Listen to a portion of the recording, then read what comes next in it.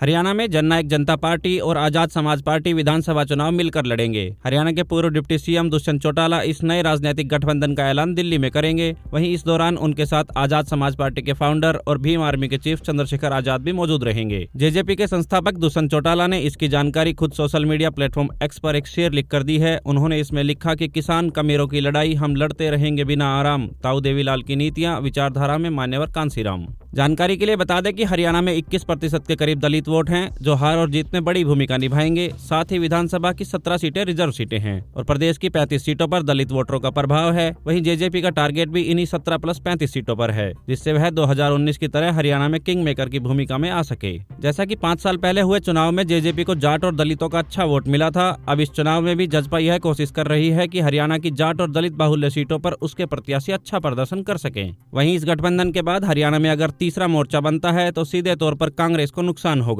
इसकी वजह यह है कि बीजेपी से नाराज वोटर जजपा, इनेलो, बसपा और आम आदमी पार्टी की तरफ खिसक सकते हैं। जब भी भाजपा के खिलाफ प्रदेश में वोट बैंक बढ़ता है, इसका फायदा भाजपा को ही होता है और कांग्रेस को इसका नुकसान पहुंचता है। इस बार लोकसभा चुनाव में जनता ने 2 ही पार्टी कांग्रेस और भाजपा को वोट दिए थे, जिसके कारण कांग्रेस का वोट प्रतिशत पिछली बार के मुकाबले बढ़ा था। बता दें कि 2019 के विधानसभा चुनाव में बीजेपी को हरियाणा में पूर्ण बहुमत नहीं मिल पाया था। इसकी वजह से 10 सीटें जीतने वाली जजपा के साथ गठबंधन करके राज्य में सरकार बनाई गई थी। इस सरकार में खट्टर को सीएम और जेजेपी कोटे से दुष्यंत चौटाला को डिप्टी सीएम बनाया गया था। करीब 4.5 साल तक सब कुछ ठीक चला, लेकिन इसी साल 12 मार्च को अचानक खट्टर ने सीएम पद से इस्तीफा दे दिया और दोनों पार्टियों का गठबंधन भी टूट गया। लेकिन निर्दलीय विधायकों के समर्थन से बीजेपी ने नायब सैनी के नेतृत्व में फिर से सरकार बनाई। लोकसभा चुनाव में बीजेपी और जेजेपी दोनों ने अलग होकर चुनाव लड़ा था। बीजेपी को जहां 10 लोकसभा सीटों में से 5 सीटों का नुकसान हुआ, वहीं जेजेपी भी बुरी तरह से हार गई थी। खुद हिसार सीट से दुष्यंत चौटाला की मां नैना चौटाला भी बुरी तरह से पराजित हुई थी।